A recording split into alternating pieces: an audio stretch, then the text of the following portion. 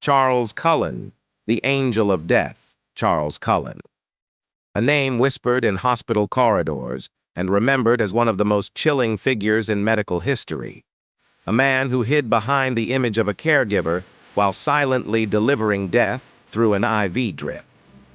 Born on February 22, 1960 in West Orange, New Jersey, Charles Cullen's childhood was anything but normal. He grew up in a poor Catholic family, the youngest of 8 children. His father died before he was even a year old, and his mother, his only real source of comfort, was killed in a car crash when he was just a teenager. From that moment, something inside him broke. He never quite recovered. He joined the U.S. Navy at 18, hoping for discipline and a fresh start, but he didn't fit in. His fellow sailors called him strange, withdrawn, and unpredictable. There were rumors, stories about him being caught tampering with other sailors, belongings and erratic behavior that earned him a psychiatric discharge. But no one could have guessed what that quiet, pale young man would become. After leaving the Navy, Cullen decided to pursue nursing. To most people, it seemed like a strange but noble choice. He graduated from nursing school in 1987 and began working at St. Barnabas Medical Center in Livingston, New Jersey. He appeared to be the ideal nurse, dedicated, focused, and compassionate. But beneath that calm demeanor was a man who had discovered a dark sense of control, a secret thrill that no one around him could see. His first known murder came that very same year. A patient in the cardiac care unit, recovering, improving, suddenly died under mysterious circumstances. No one suspected Charles Cullen. After all, deaths happen in hospitals. Machines beep, hearts stop, and sometimes people just don't make it. But Cullen had learned that a few extra milligrams of insulin or digoxin could end a life quietly, without a sound, and no one would ever know. Over the next 16 years, he worked at least 9 hospitals across New Jersey and Pennsylvania. Each one saw unexplained deaths. Each one had whispers among staff members something wasn't right. But Cullen always managed to slip away before the truth surfaced. Whenever suspicions grew too loud, he simply moved on to the next hospital. The system, desperate for nurses and afraid of lawsuits, let him go with clean references. He became a phantom of the medical field. No one tracked him. No one warned the next employer. Patients would arrive sick but stable, and then die within hours of being placed in Cullen's care. Insulin overdoses, heart medications administered to people who didn't need them, bags of IV fluids tampered with, infecting entire wings of patients. It wasn't mercy. It wasn't compassion. It was power. Cullen later claimed he was ending suffering, but many of his victims weren't terminal. Some were on the verge of recovery. Others were young, just beginning their lives again.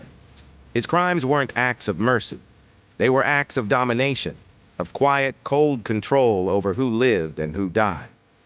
In 2002, Cullen took a job at Somerset Medical Center in Somerville, New Jersey. By then, whispers had turned into alarms. Patients were dying at alarming rates, and staff began to notice strange patterns. Cullen was always nearby. The hospital's computer system logged that he was accessing patient records of individuals he wasn't assigned to. When the pharmacy noticed unexplained orders for dangerous drugs like digoxin, they knew something was deeply wrong.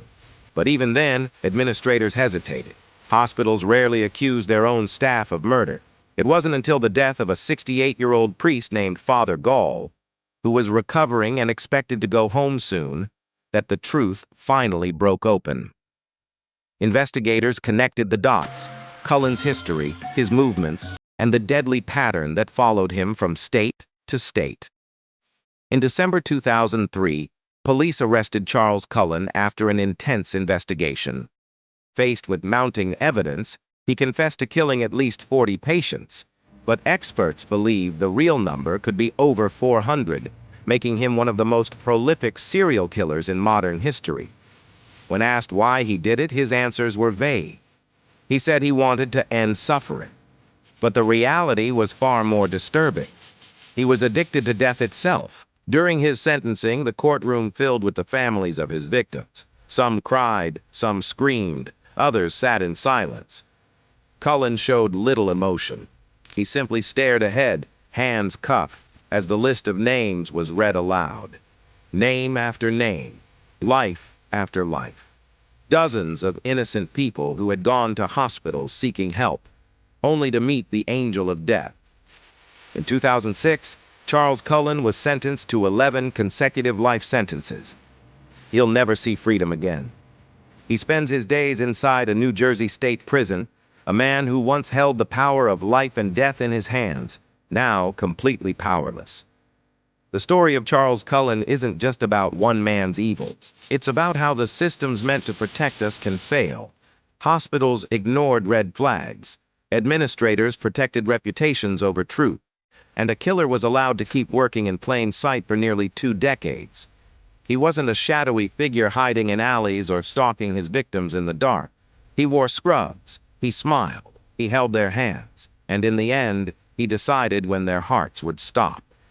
Charles Cullen reminds us that evil can wear the face of compassion, that monsters don't always come from nightmares, they sometimes come from the places we trust most. If you made it this far, thank you for watching. Make sure to like and subscribe to Etris 1010. God bless everyone, and make sure to click on the video playlist above your screen now to watch the next 9 lesser-known serial killers from our planet. Etris 1010, Science and Chaos, made exclusively for the like-minded few.